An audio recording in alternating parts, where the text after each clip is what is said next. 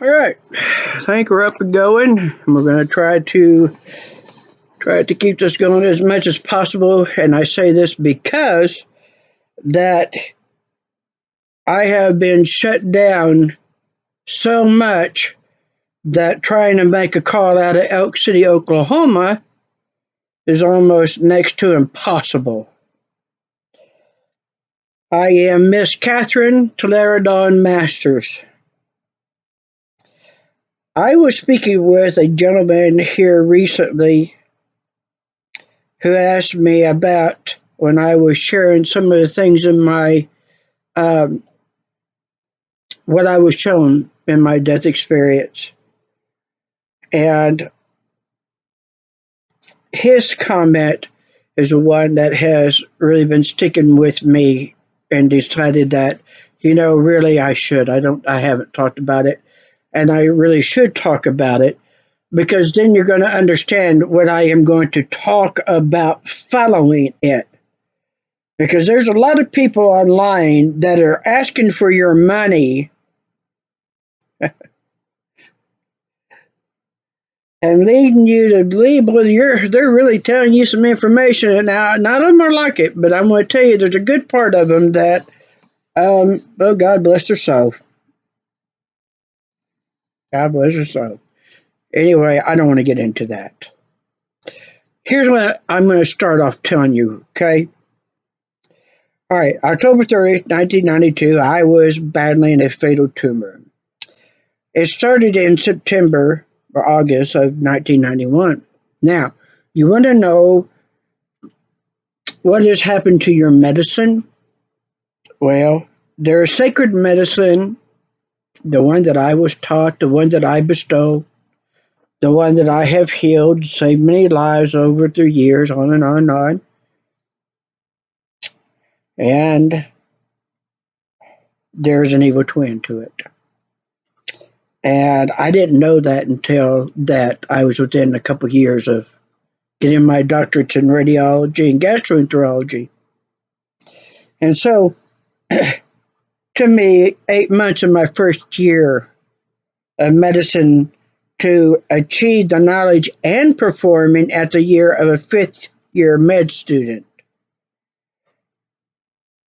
When a person is given the opportunity where things are paid for, their rent, their food, their utilities, their car stuff, like how we've been doing, people coming in from overseas, especially from the Middle East, where they come over here and they get everything paid for. All they have to do is just show up for class, do the work, graduate. We're doing it for foreigners. And this is back in the 80s that I was watching this. My marriage later on allowed me the ability to where that I could focus all my attention, all my time on my medicine. And so that's the medical record I hold, okay, folks? And I know that the young ones of today, I know that you can match my record very easily because I know who you are. Now,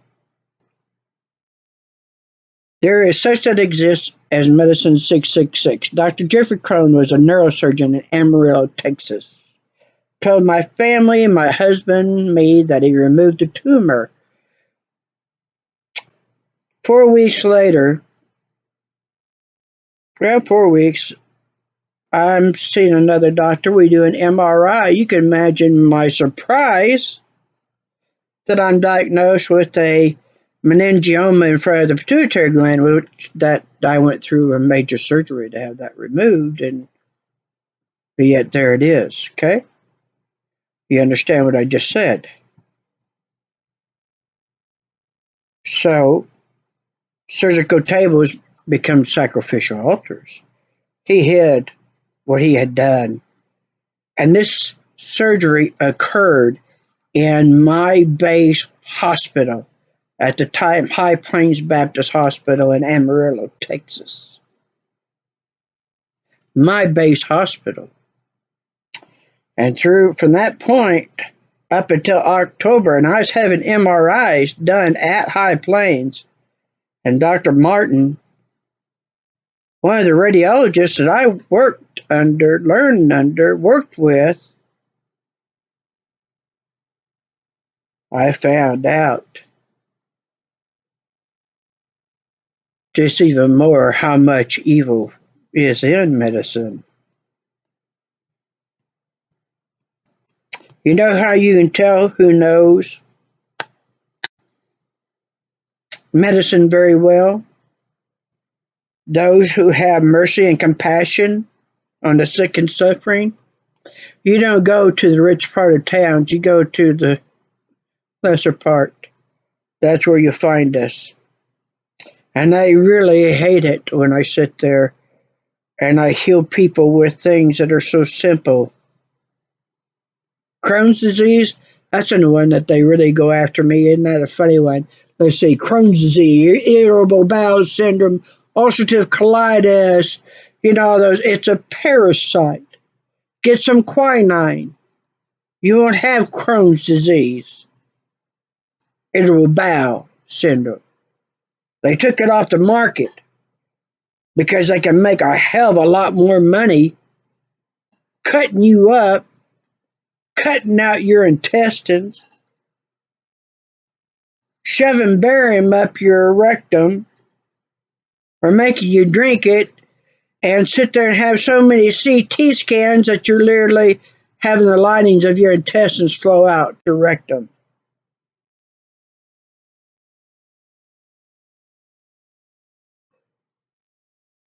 Procedure room, exam rooms become torture chambers. So let's get to this now. This doctor, he was able to convince enough people. She's just a drug seeker. But I happened to just in time be able to get with a neurosurgeon, and I'm talking within like 2 to 3 weeks. I give him a call one night because I'm having multiple seizures and blackouts and everything, and oh, she's just a drug seeker. I have never ever been a drug addict. I have never taken drugs. I have never ever ever done that. That was a gift to me. It was a promise I made to myself when I was a very small child because there's no such thing as a successful drug addict or alcoholic. And I wanted the Olympics. I was shooting for college and the Olympics. And if I was going to get there, then I was going to have to make sure that I did two things. One was do not become addicted to anything except the good things of life. Two, keep my legs closed and watch out for those who want to sit there and drug your drinks because you keep your legs closed. I had it done to me, but I had a preacher and an officer that came to my rescue. So, anyway, let's get to this.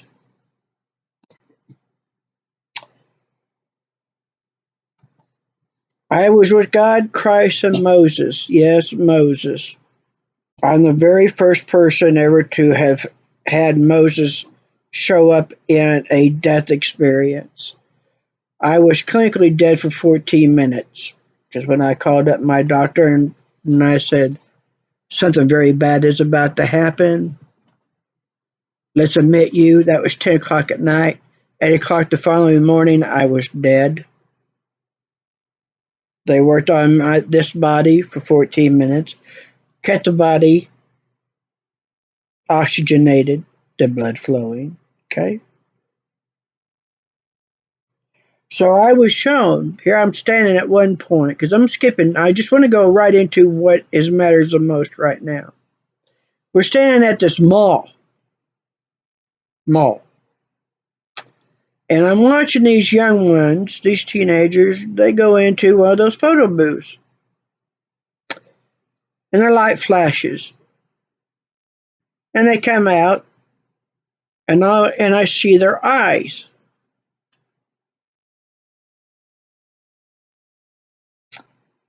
It is the look that the saying fits so well, the lights are on, but nobody's home. And I was looking at God, Christ, and Moses about this, and I understood now because people who had that are true death experiencers, and some that are near what they call near death experiencers. There are two different kinds. Near death and clinical death really are two different types of death experiences. Okay.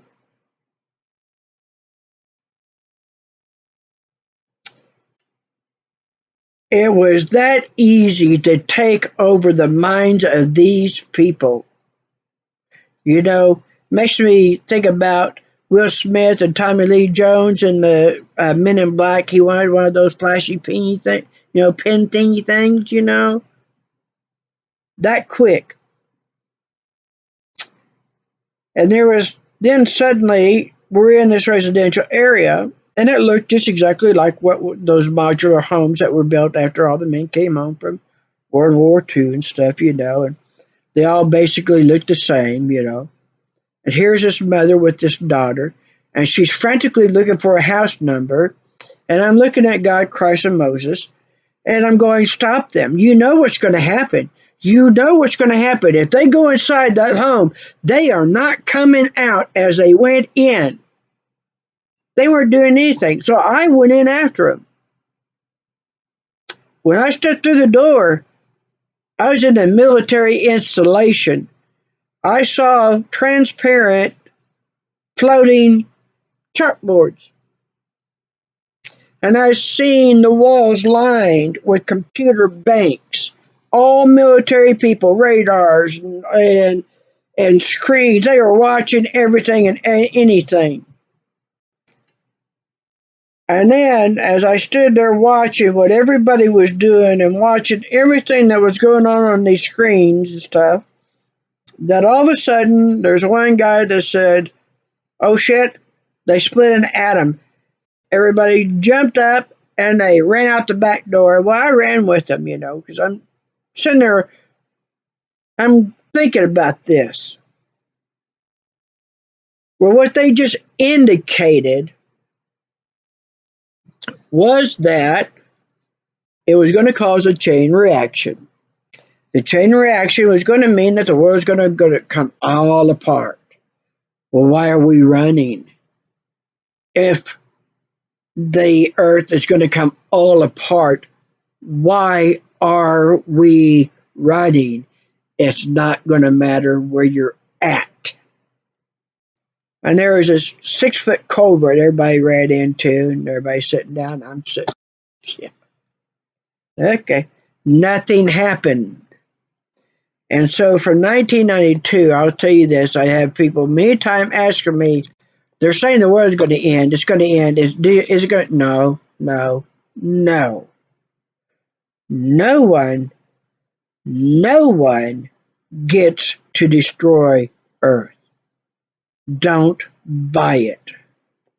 It doesn't mean they can't damage it. They just are not, and they will never be able to destroy it. Now let's get down to the other part. Suddenly, I'm in a submarine. Now I haven't really understood that part for a while, but I knew it. I knew it would at the time. I would know it. Mountain Dew, folks. By just Mountain Dew. I like the glass. This is the maple syrup bottle. Okay, Mountain Dew.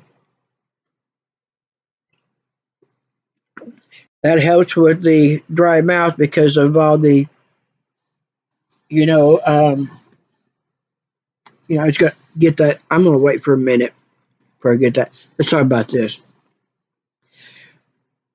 I was standing next to what I would say is what they call an admiral, and he's giving commands, and I'm on this high tech submarine. Why? Now I'm going to tell you why. They have deep water, shallow water, submarines.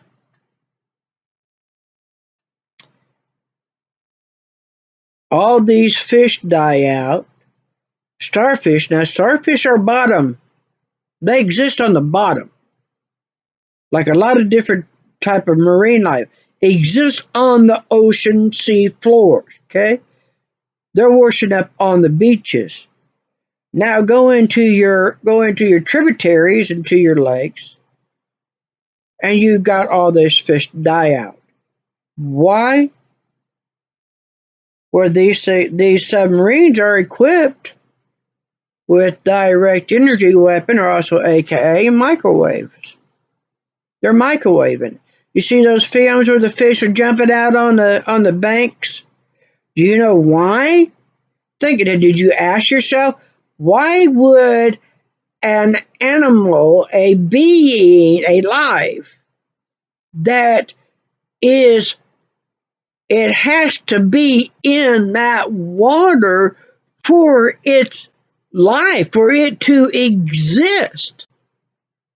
Why would it be jumping out of the very environment that it's depended on to live and jumping on the banks? Why are they choosing to jump on the banks? Well, if you're being cooked, boiling water,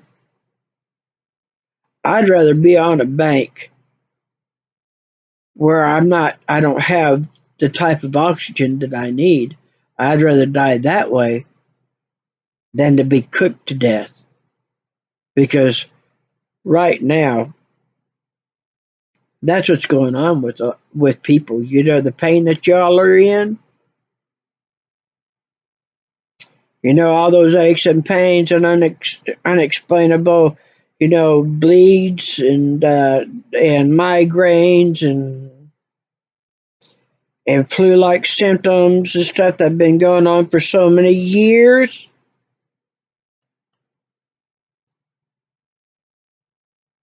And why no medicine helps that?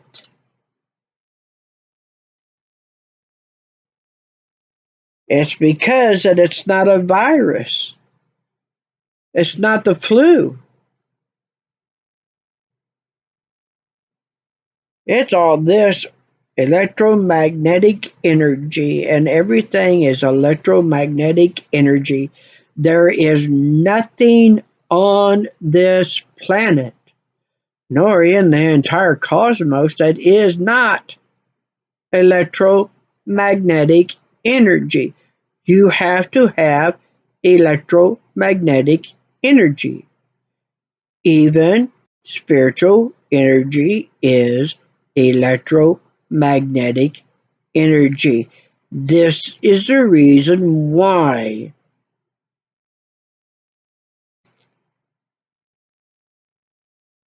that a person can sit in their home and go clear to any place on the planet, enter that place and watch who is doing what, go back home, never leave their place. Or how it is that a person can just sit there and hover their hands over a person's body, know what the problem is, heal the person. And I've done that. I've done that where I didn't need anything else. I didn't need any pharmaceutical or over the counter medicines. I've done it. But that's rare. That's rare. And I can't tell you why that it is that rare. I can only tell you that I know that it is rare. But it is not so rare. It is not so rare when you think about a passage that says, and they said this is what Christ said, and Christ said, I am not of this world. I am not of this world. But he said, I tell you the truth, if no one praises me, the stones surely will. Do you know? Because it was one of the things that I was shown. Very first thing I saw when I died, that I looked at these incredible mammoth-sized crystals, the goddess, the godstones.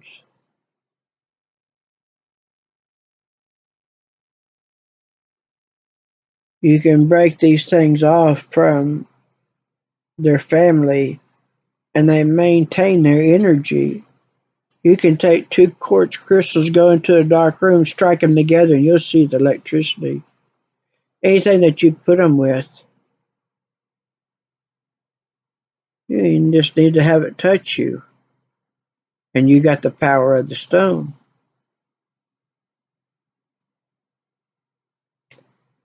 And you can use these, learn from them because they will talk to you. They are living stones. And then you become, at a time, you can become such a master that you no longer need the stones. You know how it works. Electromagnetic energy. That's why that they want 5G, 4G, all the Gs. And they don't want you thinking about that you can literally put your minds together and that you can take down their systems. They don't want you to think, they don't want you to know it. And I keep telling you, it's what you have to do. And understand because what I just told you that this is why they have done what they've done to me. Oh my nice little incisions, unconsented incisions, and ones that run the full length. They've done that many times, and they sit there and they shoot me up with caustic medicine, and I go from 130 pounds to 180 pounds in a week and a half time. And every time that I sit there and I help somebody, that suddenly things they get troubles. I got troubles, more and more troubles, more and more troubles. One woman, I watched her sit there rubbing her legs and grabbing for the lidocaine cream and rubbing on her legs. And she's fidgeting all over the place and pulling over and having to get out and walk. And so finally, at one point on the journey, I see this one store and I tell her there's a pull in there. We go in there and I sit there and I grab a couple products and I said, buy these. She does. We get in the van and I tell her, I said, now take this and this. She does. And I get the shock of my life because 30 minutes later, she tells me her neuropathy pain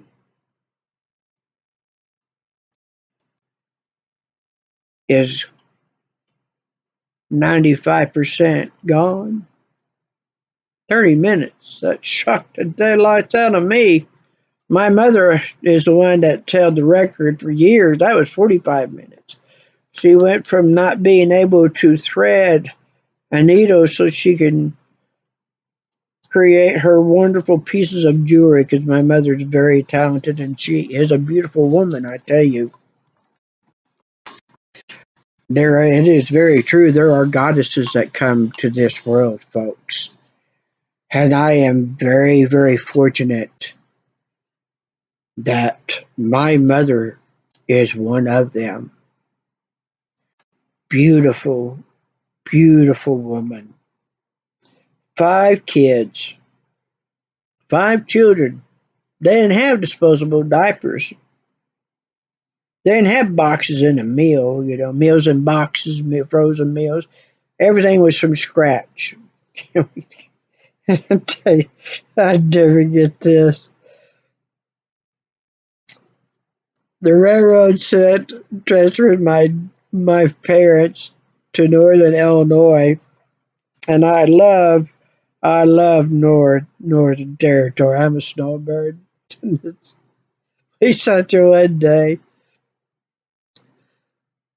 We sat down Keller Hill all day long, and it had a barbed wire fence down at the bottom. I mean, it was a great hill, but down at the bottom was this barbed wire fence. So you learn how to be very athletic and creative pretty quick. So that's not where you ended up at.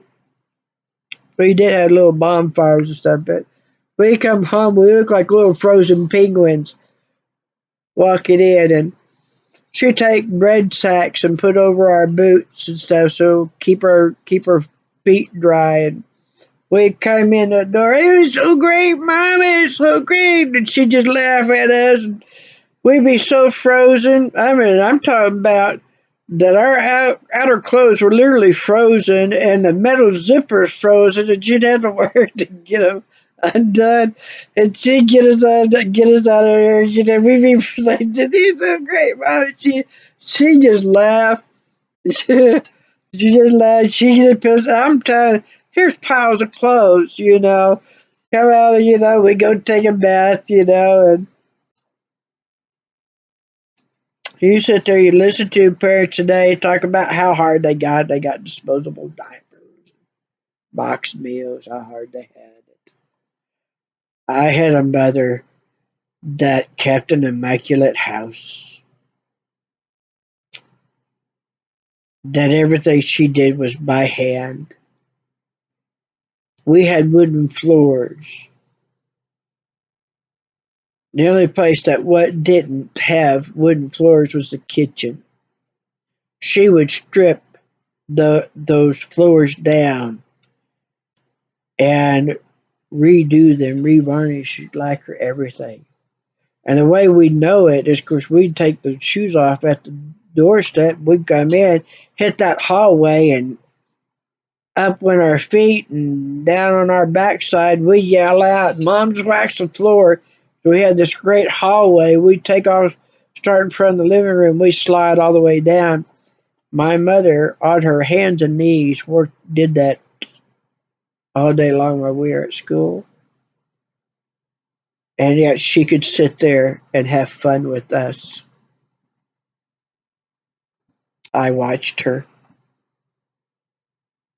I was one of the 4 or 5 that watched my parents, and I watched her. My father was a hard-working man, and he was a good man indeed. Yes, he did. But I tell you now, I work construction oil field, and I'm going to talk about that. And I can tell you that I would rather work oil field and construction than I would be working to maintain a home.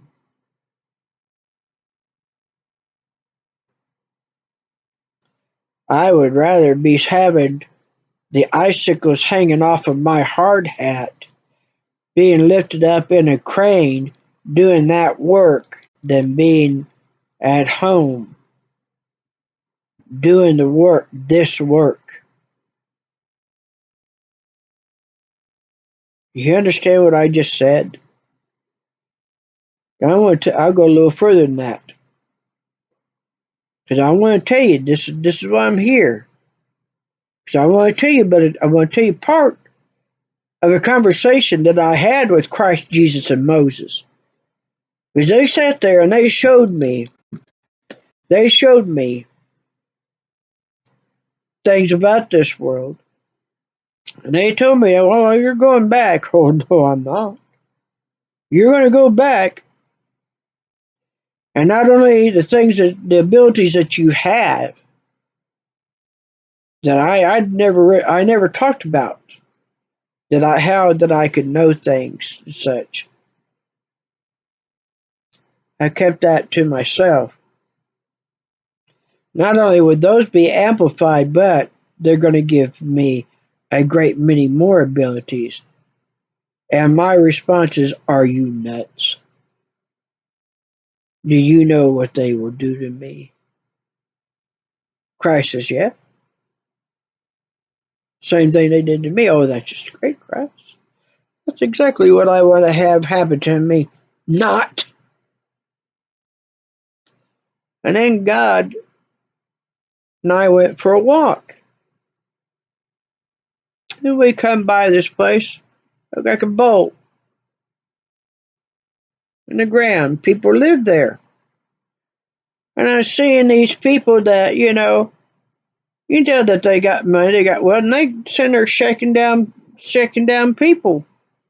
The people shaking them down. God goes, what do you think about that? I got enough on my plate, God. Right now, my body is back there. They're working on it, and I got these doctors is trying to kill me. Just did kill me. You're wanting to send me back. Here I am, 8 months in my first year of medical school. I accomplished 5 years, and they didn't like that. I was a woman. If I was a man, that would have been acceptable, but I was a woman. And then when I was working for fish engineering construction, I was an apprentice iron welder and pipe welder, and I did that within a few months. But I really can't run a good bead. But I can cut the daylights out of things. But it took me a year to be an industrial, commercial, and residential electrician out of that. I was bending pipe by hand. They got pipe benders nowadays. But back in the early 80s, they didn't have it. We had to do a lot of that by hand. And we're hanging these junction boxes that take cranes to hang them. And we'd have wires pulling through these lines that took cranes to pull the wires to the lines. This is Phillips 66 refinery in Borger, Texas. Look it up. January 1980, there's a huge section of it that blew up. My mother happened to be in a house in Phillips town, which is homes they built for the workers who helped build the plant. When Phillips 66 was being originally built, she had part of the ceiling come down on her. She was in that blast. I didn't know where she was at that time. But something else that 7 months later that we find each other and I'm down there and now I'm building what was blown up. And I'm saying I've never seen a schematic in my life. About 20 years of age at this time. And I'm sitting there with the schematic and I'm hooking up all these wires from all this conduit and these cables and everything that I ran. And then I go into the oil field from there. And then for months, I went from, I think you can't handle the work. I don't think you can handle the tools. I think you're going to be problems with the men. I don't think there's going to work out. DJ's Well Service and Roustabout out of Borger, Texas. 4 months later, I'm running the crew. I'm a roustabout foreman. And he gets requests for, well, you need to send somebody out here, troubleshoot this well. All right, I'll send somebody else up. And then they said, I don't want you to see anybody but that girl. Here I am. I'm running crews and I'm making DJ's Well Service and Roustabout a very profitable company. The male foremen have got company uniforms. I don't. They're making 25, 35, etc. dollars an hour. I'm making 5.45. Always promises of raises. They got insurance. I don't. I'm the most valuable hand. I get a company that they want to hire me. And Don Nolan sits there. He goes, he wants to talk to me before I make a phone call. How is it that I can hurt his company? You ain't got anybody to replace me, Don. That's right. Well, Don, You ain't ever made good on any of these promises. I don't have a company uniform. I don't have DJ's World Service roustabout one side and my name on the other side. I don't have all these raises that you promised me in my insurance. I said, you just made good on all that. And I said, and I'll stay. Can't do that. Well, I guess I'm not that valuable. He's making too much money off of me. I'm a woman. I'm a woman. I'm a woman. I'm not a man. I'm a woman. I ain't worthy of it because I'm a woman. I'm not worthy because I'm a woman. I was too good. There you go, Jesus.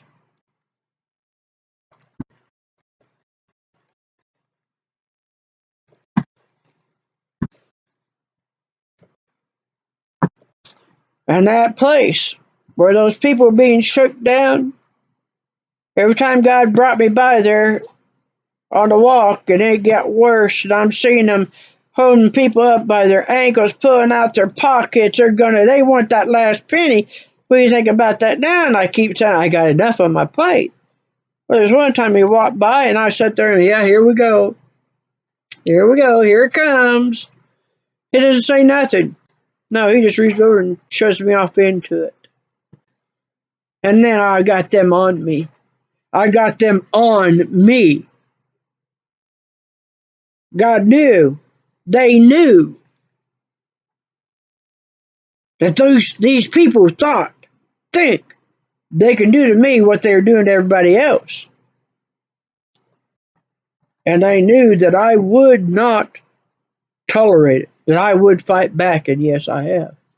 But now, let me tell you about the problem that's caused. Because here is the biggest problem.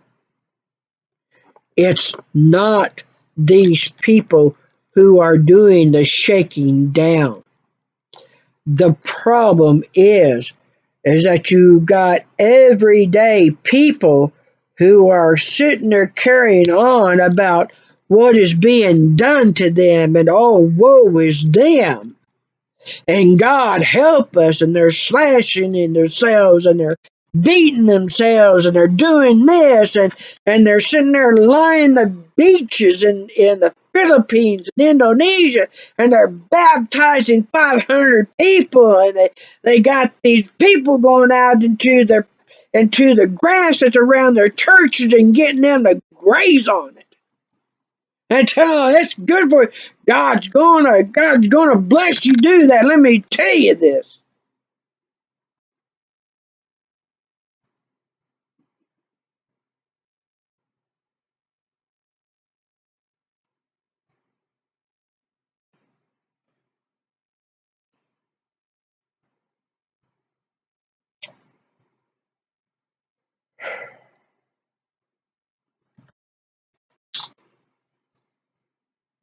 Elk City sits in a bowl. I never wanted to come back here. My mother's here. My mother's here. Elk City sits in a bowl. I sat there. I was not too long ago. I was at this one store, and this young man he was buying product. He needed 1 penny, and I just told that story about God showing me how these business owners were shaking down the citizens. I just said that because whenever I talk about things like this, I know when there are things that I talk about that there's a reason why that I'm doing it, and it isn't long that it shows why. And she would not sell that product to that man until he came up with 1 penny. You think a penny doesn't matter? You see pennies everywhere.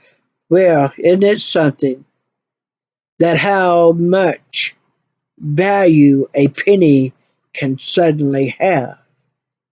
And so I reached in there to that little tin cup on the side and I pulled the penny out and I gave it to her. And when he left, she chewed me out. Because I didn't have any change in my pocket at that time. So next time that I went into that store, I paid cash So I made sure that I had a lot of change that came back, a lot of coins.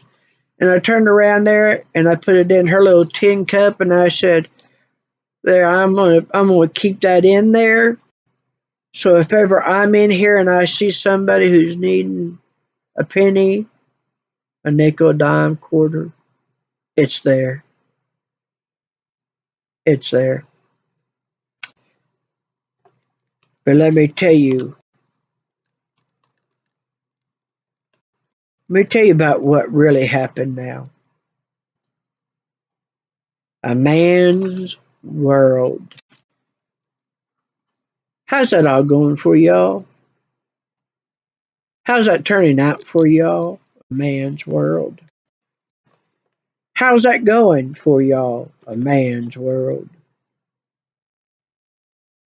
Man's world that is sitting there running these submarines and building these satellites and Star Wars and frying people and telling people you need this vaccine, you need that vaccine, and you need this and you need that.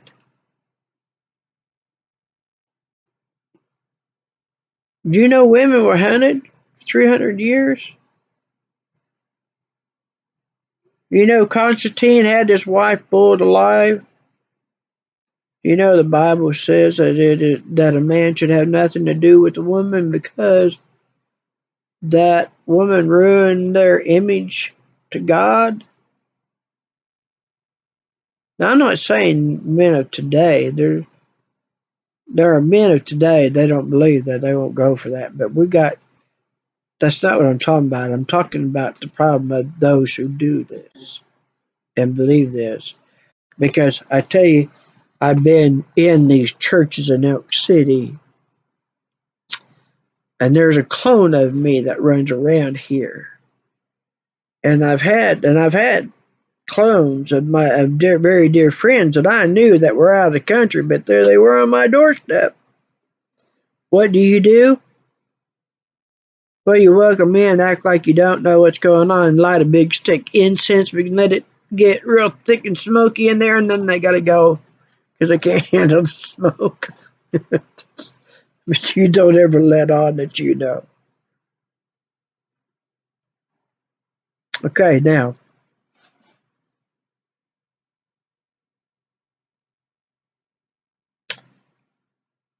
I've been in these churches here. First Baptist Church was building a senior living home, and very nice area of Elk City. And there were calls several nights of seeing sparks in the construction, and it was never addressed. And finally, because it wasn't addressed, burned down. Three alarm fire. They had more than just Elk City fire departments trying to stop that blaze. It took everything out, burned it all to the ground. That's what happens when it's an electrical fire, because an electrical fire is going to go through all your wiring, and you're not going to be able to stop that fire. That's why laser fires, like in California and stuff, why there's nothing there and why they can't stop it. Okay, now after that fire, I'm sitting at a church,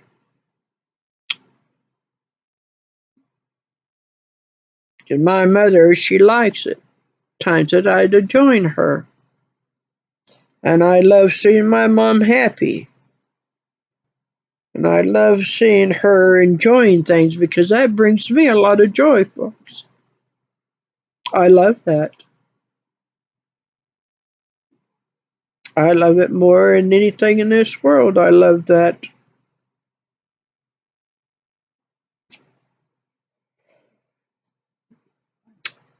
And this pastor started talking about a lesbian witch and how that things can burn down to the ground.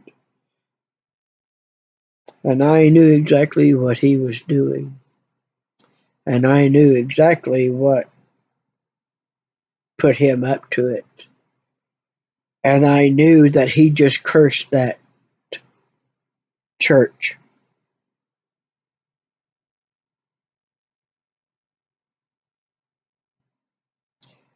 Do you ever hear the story about where a preacher is dressed like a homeless person sitting at the door of the church, and people, the congregation's going, they don't pay him any attention.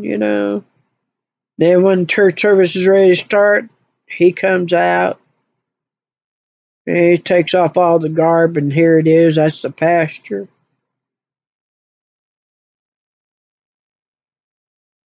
You know what?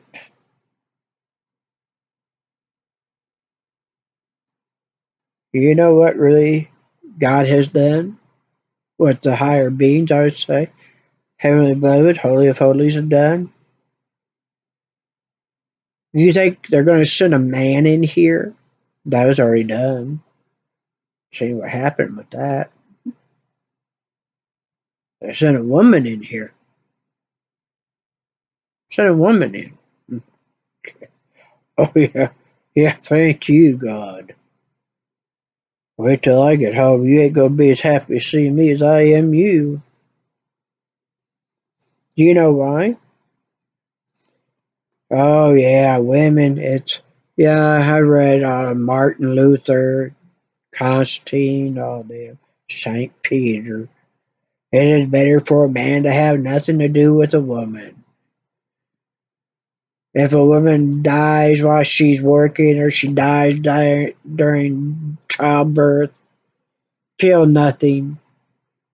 That's what she's there for. Because women ruin the image of man to God. A woman ruined the image of man to God.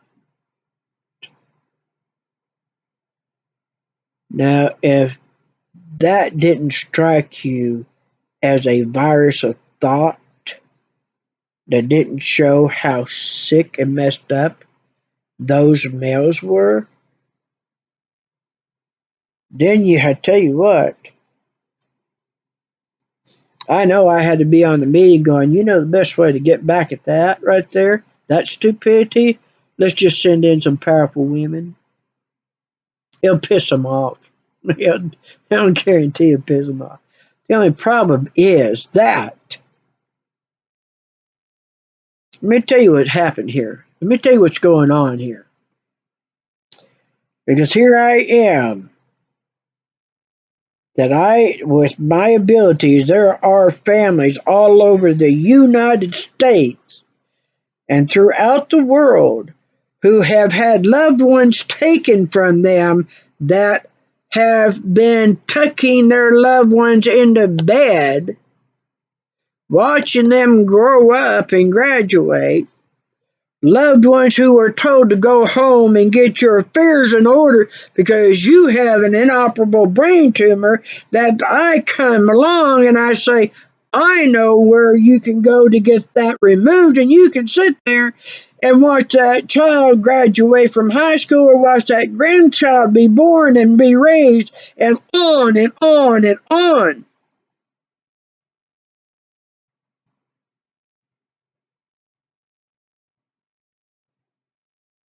And I can sit here and tell you how to alleviate your suffering by what you can get over the counter.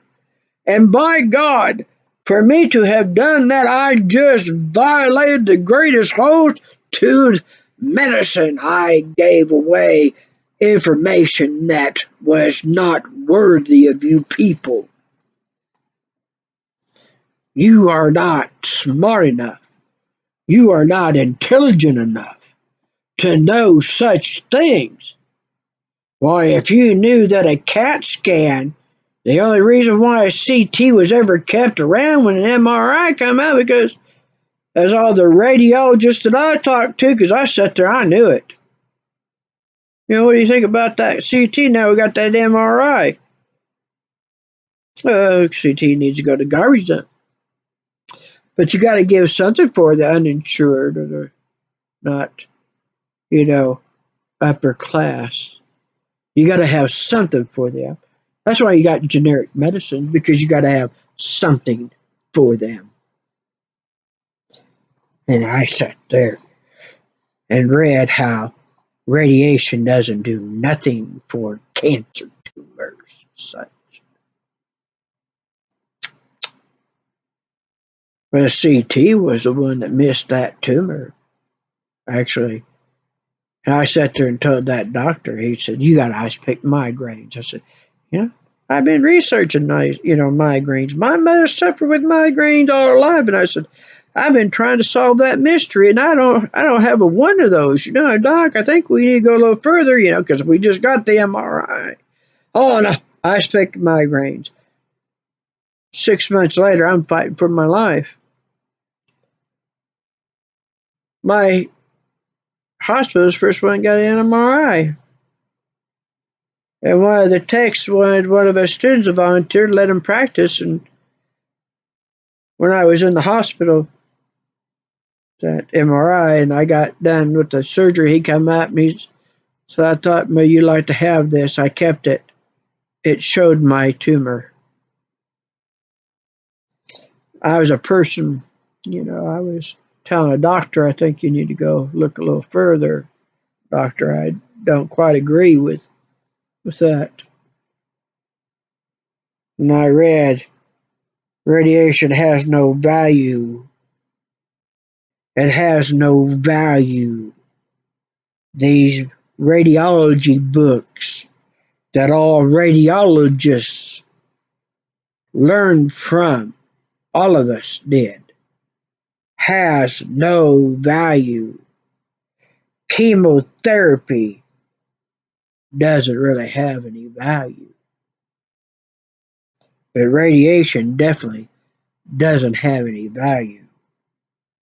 And I've healed cancer by telling people two products to take. God forbid that what I just crossed the line.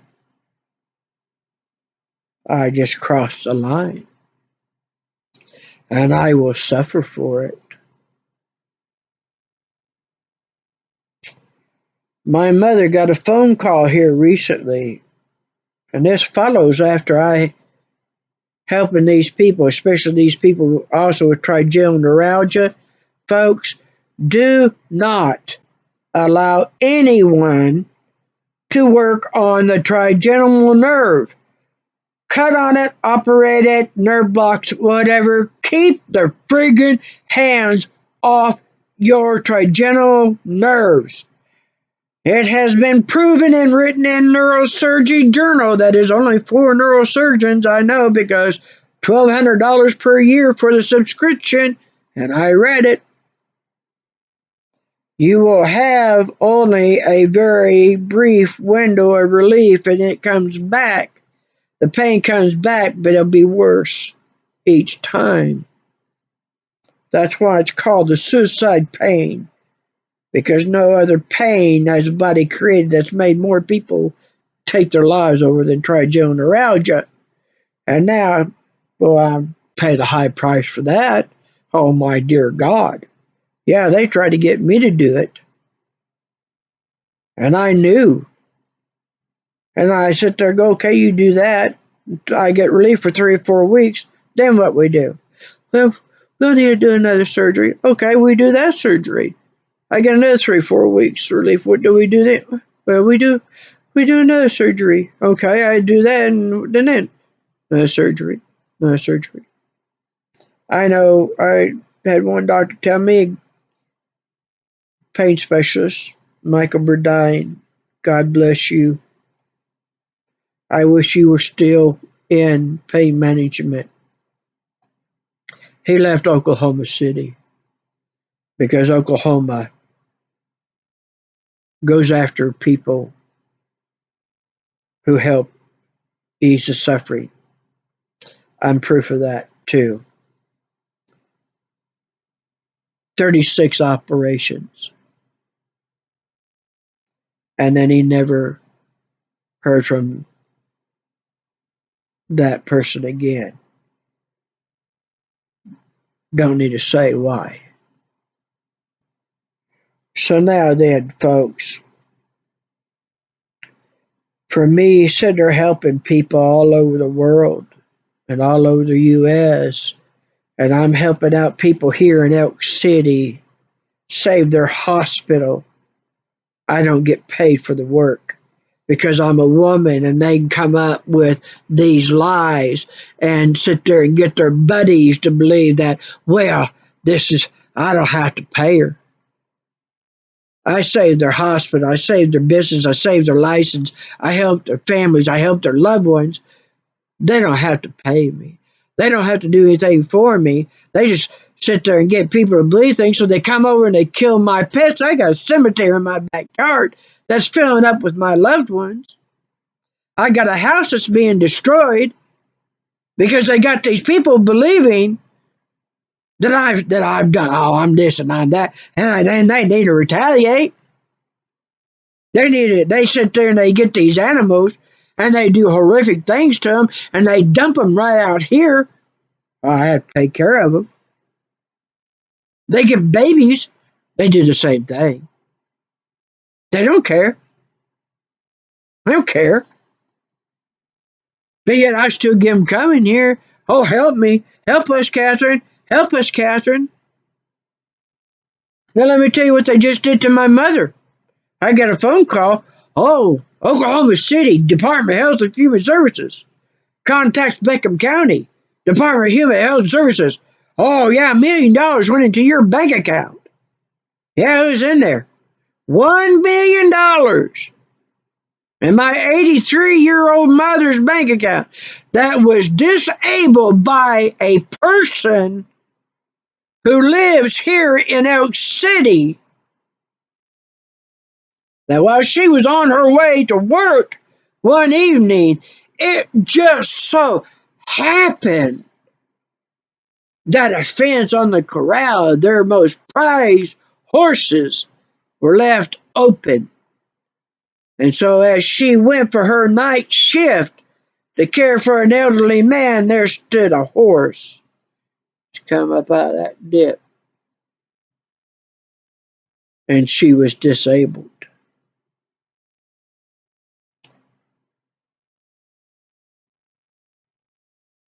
And I am the one that fought for her right, for her to be on disability and get her care. They took her to the emergency room because after that horse hit her, a 26-foot U-Haul hit her. Took her up here to Elk City emergency room. This is in March of 1999. This is when they had the old hospital. They didn't keep her overnight.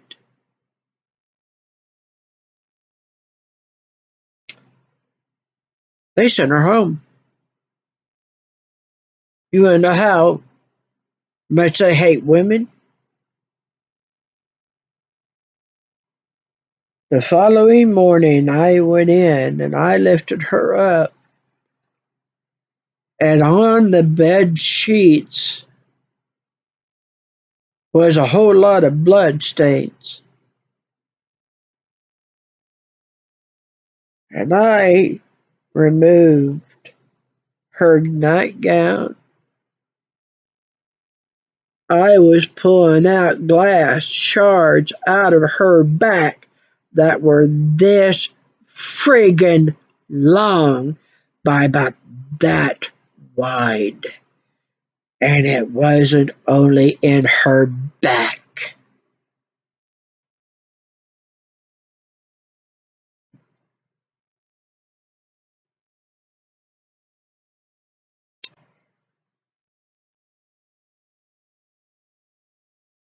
And so as time goes on, and the people come to me, and they come to my home cradling their children, and they come to me wanting to take me to a loved one. They want me to heal them, to help them. And yet, I cannot get any help. I cannot even right now. I can't get out an outside line. $1 million into my mother's bank account, and then it was taken out. Now they need us to come up with the past 6 months documentations. We got to do all these paperwork. Oh yeah, yeah. There's $1 million that went into her account, come back out. So I sit there, like, I make the phone calls. Yeah, call the state banking commission. Hey, somebody just put over $1 million into my mother's checking account. She's disabled. She only gets a little tiny check per month, a tiny check per month, because they only pay you according to 1940 because cost of living hasn't gone up since 1940s, and that's what they tell you. Don't believe me? Call Social Security. They'll tell you. They'll tell you because they're the ones that told me that. And so I called the mayor. Hey, listen here. Somebody's in there messing with these banks here in Elk City. They've gotten into their computer files. They breached their computers, got into bank accounts, put in money, and then withdrew it. Then they sit there and tell me that, oh, well, the DHS, Judy Barnard, oh, somebody's, imitating her. This is a fraud. Like, wait a minute. No, I've known her for over 20 years. When my mother got off the phone with her, I called her on her main line. She called me back on my main line. I know, Judy, wasn't fraudulent. They got so mad they hung up with me. They hung up with me.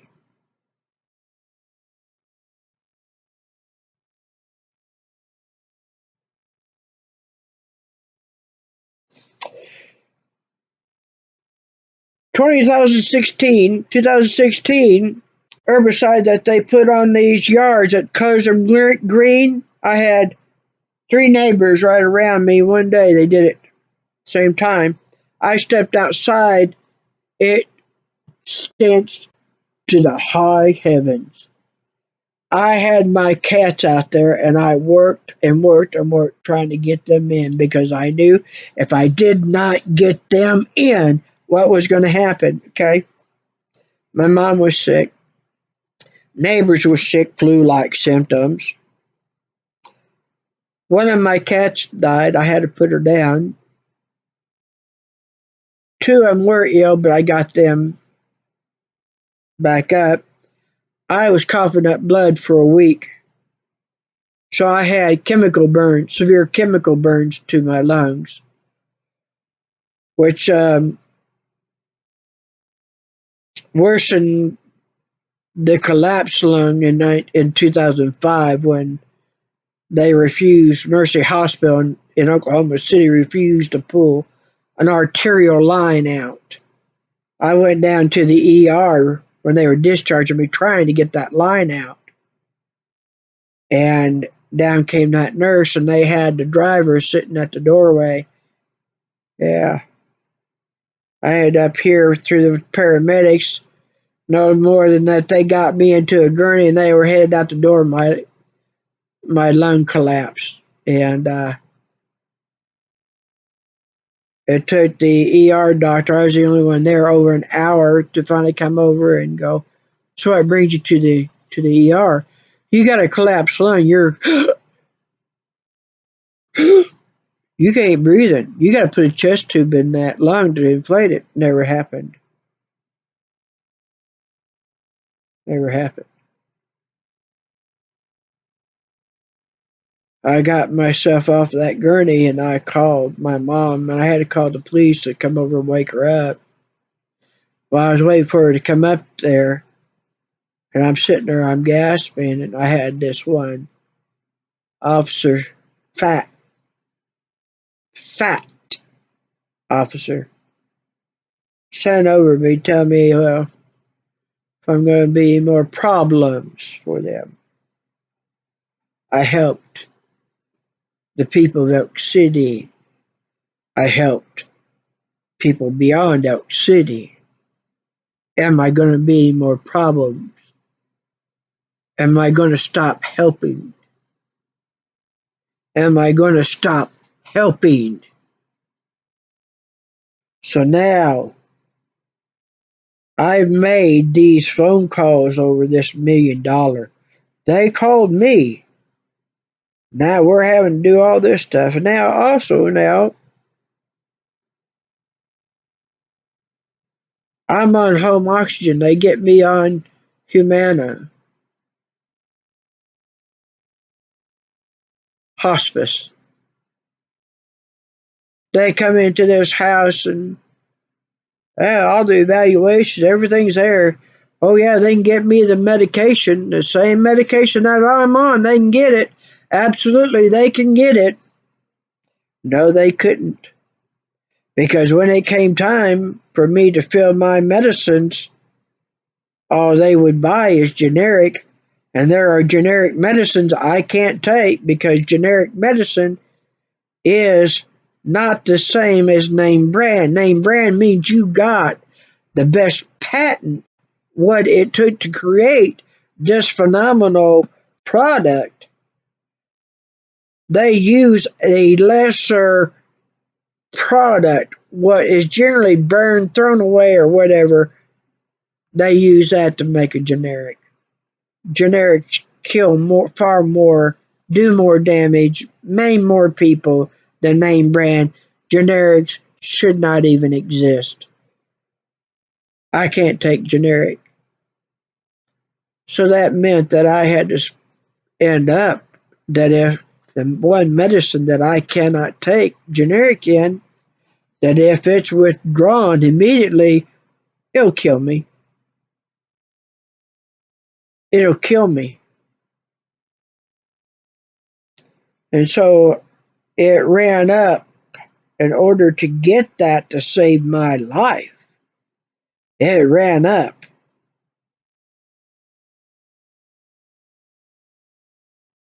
a considerable amount. I got about $2,000. And so I'm told I got to file this with my regular prescription, They're telling me it's going to be just fine, and just mail in the receipts. I've done that. Well, I got the information today and ain't paying for it.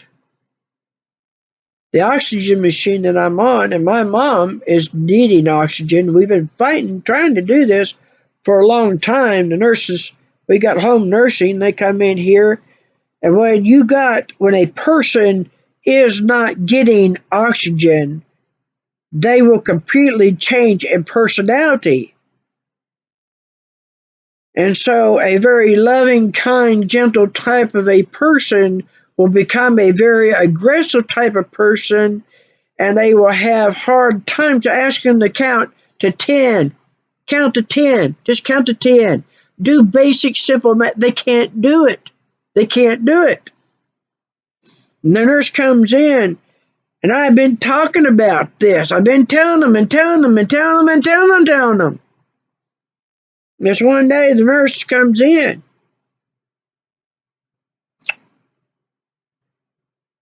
My mother's oxygen was 80.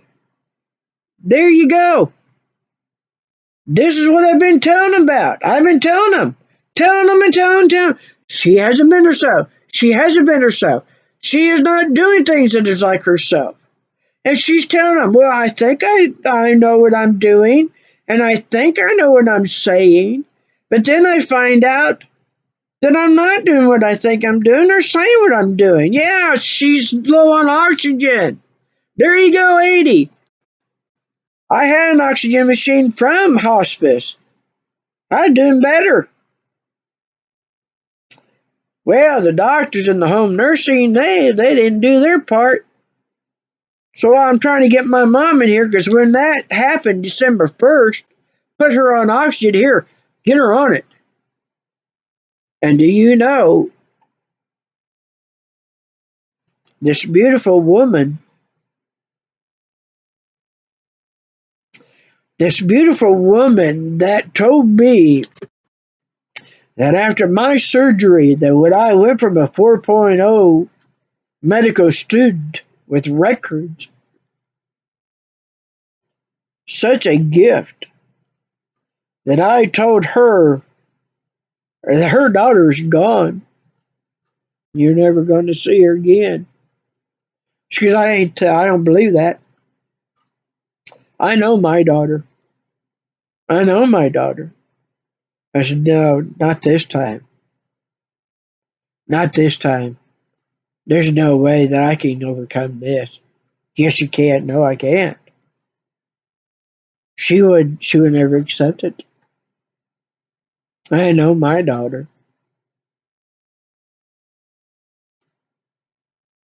You know what? I'll never forget. To write a 2-page letter took me 2 weeks and put me in an enormous amount of pain.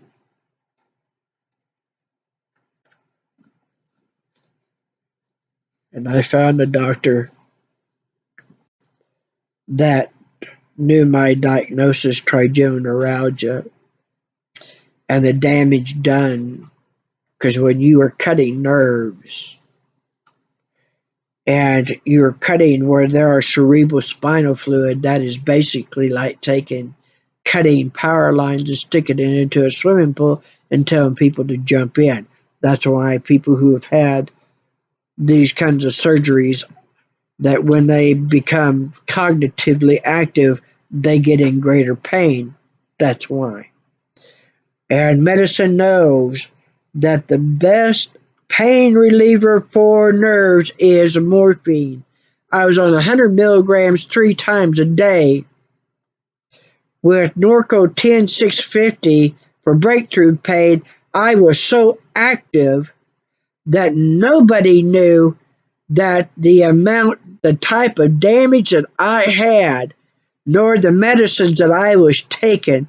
They thought that I was perfectly normal because I fought my way back from a 4.0 person who went down very low into where elementary school level is. And I brought myself back up to the level of being a doctor. Because this beautiful woman that is my mother said that she isn't going to accept that her daughter could not come back. She's right. Not only did I come back, but I came back even greater. But I'm telling you guys right now, they came in now 3 weeks ago and they took the oxygen machine. The doctor who sat there I talked with on December 23rd, that I said how well she was doing and how she wasn't waking up in such horrific pain. And here she is again. There he is. As medicine knows, there's my mother. They came in and they took the oxygen machine away because our home nursing and our doctor's office didn't do the paperwork. And I was lied to that they did not do the right. I was told, oh yeah, they sent the paperwork over to the medical supply company. On Christmas Eve, my mother would have her oxygen machine and I would have my oxygen machine back. So basically, that was a heck of a Christmas present for my mother. Not. Not. And so not only do that we no longer have oxygen, and I got this problem about this with their mess around with the bank accounts and taking things away from me. They're also messing with my own bank account. My mother and I have the same last names. When it comes to whatever the government is bestowing, we always get the same time. She got her stimulus check, I didn't get mine. Although the first time in 2020, we did get ours at the same time. But because recently over that $1 million, and I'm calling the bank about it, and they're lying their backsides off to me and hang up with me because they thought that because I'm a woman, I'm too stupid to understand anything. And because I wasn't going along with trying, I should have acted like a stupid woman, but I can't do that. It goes against my grain. Pisses me off. Because I can't handle anybody who wants to sit there and make an intelligent person look like they're stupid. And who in their right mind, that's an intelligent person, who would ever want to let anybody try to sit there and make you act like you're an ignorant asshole. Or you're nothing but a stupid cotton picking dirt farmer. You in Elk City. You too doggone stupid to understand anything. Yeah. Yeah. Yeah, I've worked with a lot of mentality towards Oak Cityans like this. It's a shame there's not enough of them out there that know the truth because there's too many of them out there clouding their minds. What I've done for this town because I love this town. I really do. The original rooted. My ancestors helped settle this town. My ancestors. Colonel Goodnight of Goodnight, Texas is a relative. And I can go on for a long ways. And I can even go even way back to the royal time. I can go royal bloodlines. I knew it. Thank God. Thank God we can.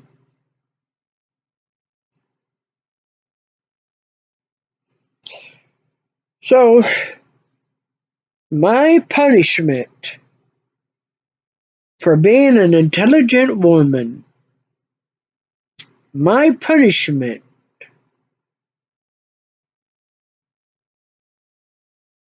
for telling people, for giving them information that makes your lives and your loved ones' lives easier so you're not suffering.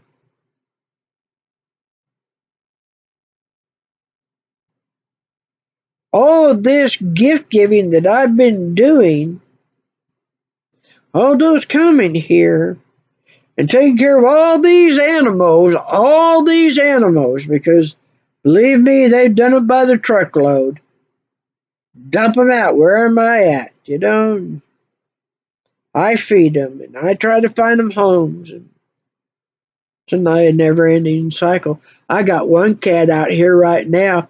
Looks like somebody kicked the daylights out of that cat. It can't walk. Can't really even eat. It's got a place that we figured out where it stays. And so, not to make it walk across the way where we're feeding 16 cats because one neighbor went and got a male and female cat. They don't have to feed them. Well, yeah, they don't have to feed them. They've never had to feed them since 1995. They've never had to feed them because we end up having to feed them. Because they don't feed them, they're going to go and they're going to go find people who aren't like that. They're going to go looking for people who aren't cruel. I ain't cruel, but I tell you what, I can be now. I can be now because as long as I'm not going to get help and I'm sitting here. I just got a message. They my insurance company isn't going to reimburse me for me having to pay for this medicine for what they did to me. They ain't gonna reimburse me. They don't have to give us oxygen. They don't have to give us medicine. They can just sit here and just keep doing things all they want to. And I got people all over the United States. I got Elk Cityans. I got Sayre, Clinton, Weatherford, Oklahomans. Here I am, 2018. I put Oklahoma ahead of the rest of the United States getting their pain medicine back. Getting their pain medicine back. I contacted Mike Hunter. I worked with Beth Medford. There's another record law right there. January 2018, passed a law by April 2018, have anesthesiologists, pain specialists, because in the United States we do have that. We do specialize in pain, and when they get their license, they're called anesthesiologists. So when you got a clinic that is open up, says pain clinic, and you got an MD in there, that's fraud. They're not anesthesiologists. They're not going to use MS Contin to deal with nerve pain. It's easy. It's easy. Put them on morphine. Watch them get up. Take care of the family. Take care of their job. Be active in their community. It's that easy, folks. It's that freaking easy. Oh God, no, we can't let it be that easy. No, they want to do nerve blocks. Oh, yeah, yeah. Wait till that nerve comes back alive when that block works. Goes out when that no longer is killing that. It's going to come back because it's regenerating. That's what nerves do. That's what the body does. That's why it's more painful every time you do a nerve block. That's why that during childbearing you shouldn't have nerve blocks. God, give her all the pain medicine she needs after the baby. And don't give her a nerve block. Don't give her an epidural. So many women. It's like IUDs and birth control. Or Viagra. Guys, go ahead. They just made you what they sat there and talked about in 1991, figuring out a way how to make you the third greatest revenue, medical revenue. First greatest medical revenue was through women. They got us to take the pill. Instead of using condoms, take the pill. Brain cancer, brain tumors, liver tumors. Yeah, they really destroyed. Yeah, that's the reason why men didn't want to go to doctors, take medicine, because they saw what they did to us women. But did it stop men? Did it get you to put a condom on so you're not sitting there watching your loved one die, be taken from you, suffer, cut on? Did it? No. They kept telling you it's a woman's responsibility to prevent pregnancy. Autism wasn't ever known until the pill came out. We're going to make your children stupid. Now you're going to have a child that you're going to be responsible for the rest of its life. It ain't going to be able to go on its own. You'll pay for it. Oh, yeah, now they went to how are they going to get men? How were they going to get men not only to take the medicines, the chemicals, but to get them to go to the doctor and beg for it? We didn't know the answer in 1991, but I knew it the minute Viagra came out. And now you're sitting in the doctor's office, you're Peter in the stirrups. You're having reproductive problems, cancer, testicular, penile cancer tumors. It's shot through the roof, and your sons are old enough now, they got the problems.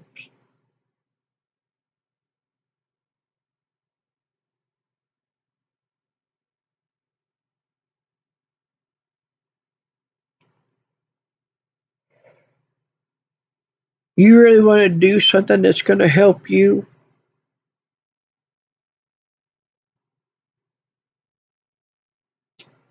You really want to do something that is going to help this world? Now, I'm going to tell you right now, there's one thing that you better do. You better start putting it where the help is really needed. Because the reason why that they're doing this to me is because they got to get me out of here. Because you are going to do too well if I remain. And oh my God, I'm a woman. The prophecy, spiritual energy is what's inundating this world. Spiritual energy is feminine energy. That's the left side of your body. That's why that you're starting to see men become more in tune with animals and nature. Their brutality is going down and they are connecting to that spiritual energy and no longer the hunter. We do not need to slaughter the animals. We're really not meant for eating meat, and they've known this. That's one of the biggest problems. And here I'll give you this. Quit falling for the friggin' diets. Eat according to your blood type. Get the book. You'll see how your health will go up and the weight goes down. But if you want me around and being able to tell you what will help you or your loved one so that you are not suffering, if you want that, I need help. I need help. I can't afford this stuff anymore, folks. Because every time that I talk about these things and every time that I help, they come after me. It costs me. October of last year, I buried my son of 10 years, my beautiful Apollo. We're down to 2 cats now.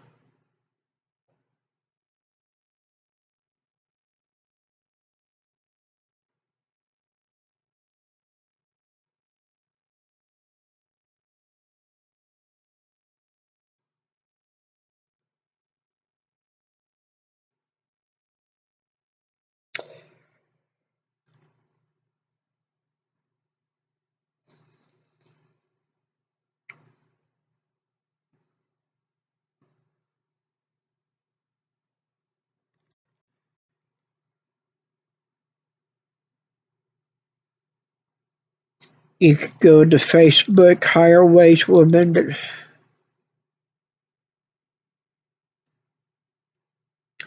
and you go through it, and you will find medical information, and you might want to do that as soon as possible because now that I said that, they're going to be looking because they're causing me all kinds of internet problems. And I got video that talks about certain things that you can get over the counter that can make a great difference. But one of the biggest things that you all better get on board about is number one is I need the people support because I cannot no longer do what I've done for so many years. I cannot sustain taking care of the world and shouldering it because the worst problem, the most apathetic problem that we've got is that thinking that strong people do not need anybody else's help.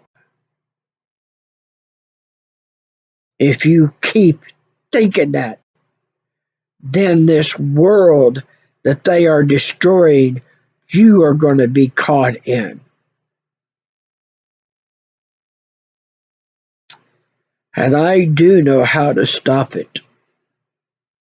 But I'm darn sure I'm not going to sit here and keep going time after time after time trying to lead you people to understand this and trying to get you to get behind me and to be supportive of me, because if you will not do that,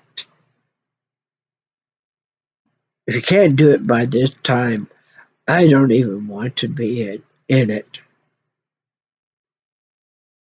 I'd rather just absolutely take a gun and just absolutely end it and get my loved ones out of here this way. Because if it's too late, if you cannot see who I am and understand what I have done, if you cannot comprehend it at this point, and I'm telling you, there are those of you who are on my Facebook that you have known me back when Yahoo had chat rooms, and you watched me be able to find loved ones. You called me up when children were abducted, and I was able to lead the first responders to where that abductor had that child at, and to get that child or get the remains of a loved one or whatever it was. You have known me all these years, and I have not ever been able to have any kind of support. I am done with it. If you cannot support somebody like me, then yeah, this world is going to be removed of all of us. All of us. They killed the Yahoo because they were killing people like us.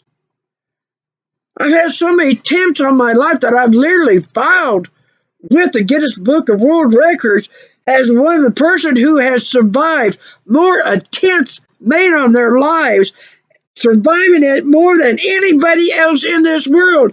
They do not want that. They don't want that chapter. They don't want that.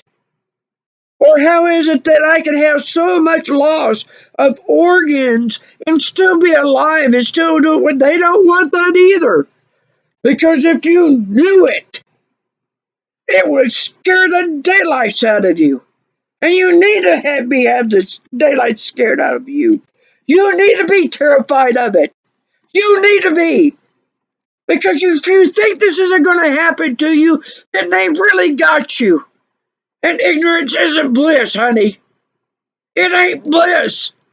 They're torturing you, and they'll make you watch them torture your loved ones. They will do it. Distance yourself from me, and anybody like that is my level of healing isn't going to help you. It will not help you.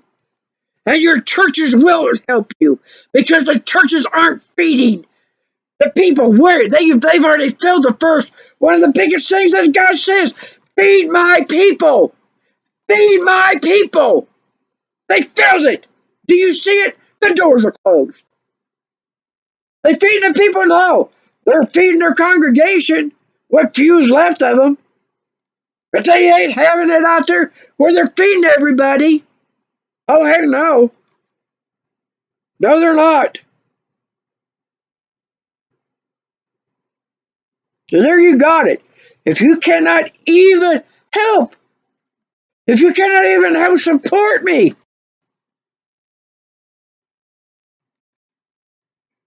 it's at a loss. Good luck to you guys. Because that's exactly what they want you to do. All these chemtrails. Look, folks, HAARP sits there, that array, it cuts a 30 to 300-foot hole in the sky.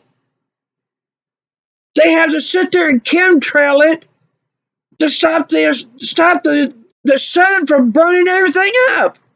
They're setting off the volcanoes to sit there and try to cause an ash cover to help stop the sun from burning everything up. And they're not stopping with them. They're using it to kill out. Hey, now it's all warfare. Nikola Tesla, he didn't sit there and try to stop war. How to stop the destruction? He gave it a technique. He didn't understand. These are inbred people. He gave them the knowledge to destroy the world. They're going to be like everything else. 1,000 years, 1,200 years, they're going to be digging. They're going to be finding. Hey, there's skyscrapers at this level. Yeah, Eiffel Tower. Here in New York City, that skyscraper. Because already here in the United States, they've uncovered skyscrapers. We've got underground tunnels, underground installations. Who doesn't know about those? They call them DUMBs, that's kind of funny. Deep underground military bases, railways, east coast to west coast. They can travel at Mach 2. Take them a little over an hour to go from one coast to another. You think they're just stopping at the coastlines? No. No. Walmart can sit there and deliver any place they want to. They want to, but they were really having a Walmart truck on top of the roads. Where's the medicines? Where's the good medicines? Underground.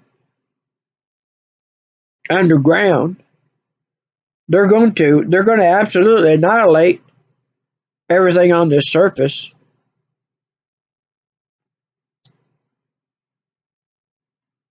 So I'm stopping here because I got this form. I followed the form with Caremark.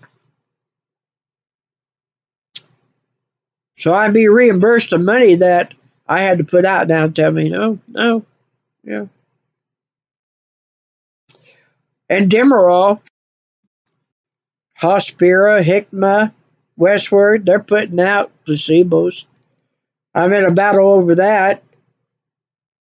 I got the proof. I sent it in. It's placebos.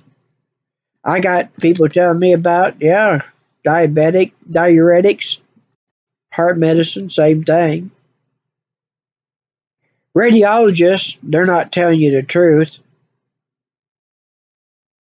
Radiology that's not hard. It's not hard to read it. All you need, especially if you got basic knowledge of anatomy, you can pretty much read an x-ray film. But you can take an MRI, pull up Harvard, Mayo, any place, and you could sit there and whatever you had done, look at what they've got up there, and you can be able to tell what your images are showing you. It ain't hard, but they want you, you know, you're too stupid to know anything.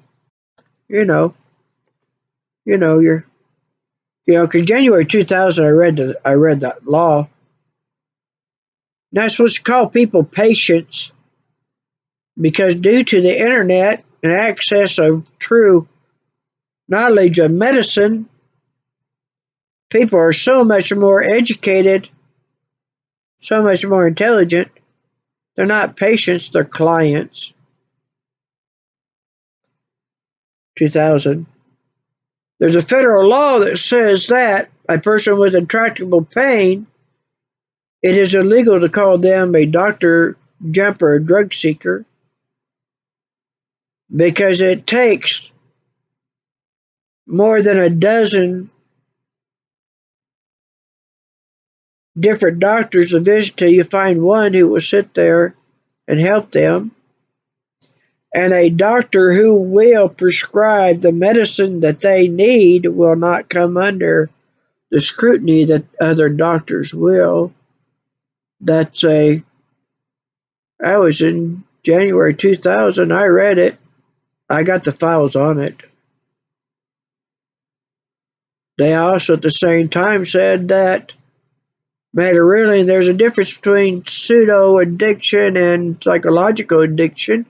Defines it this way: pseudo addiction is to acknowledge that there are some medicines that, when introduced into the environment of the human body, binds in such a way that if you remove it, it will cause adverse reactions, also known as withdrawals. But when those people are on those medicines, that they will become extroverts. You will see them on their feet active, doing things, taking care of their responsibilities, active with the community.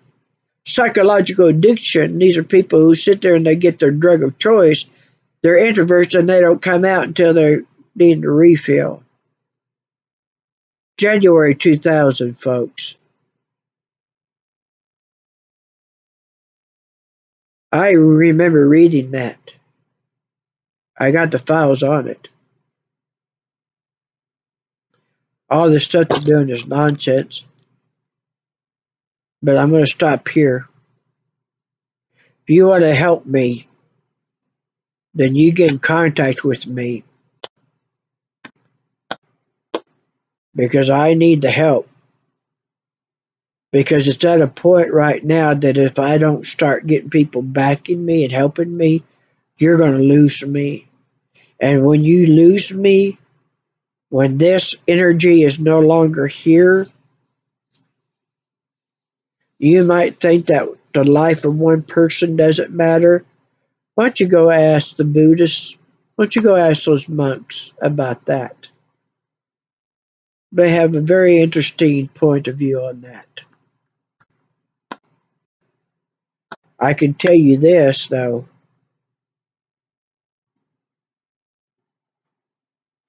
If I die and I'm living in Elk City, Oklahoma, I got people who are telling me they're packing up and getting out of here. That's a smart move on their part. That's what I would do. So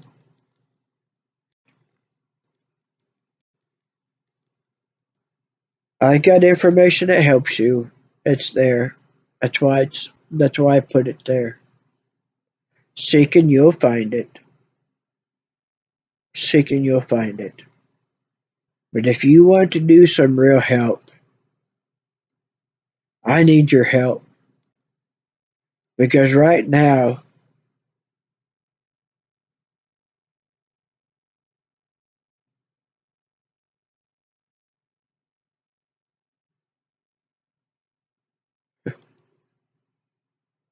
good luck to y'all. Good luck to y'all.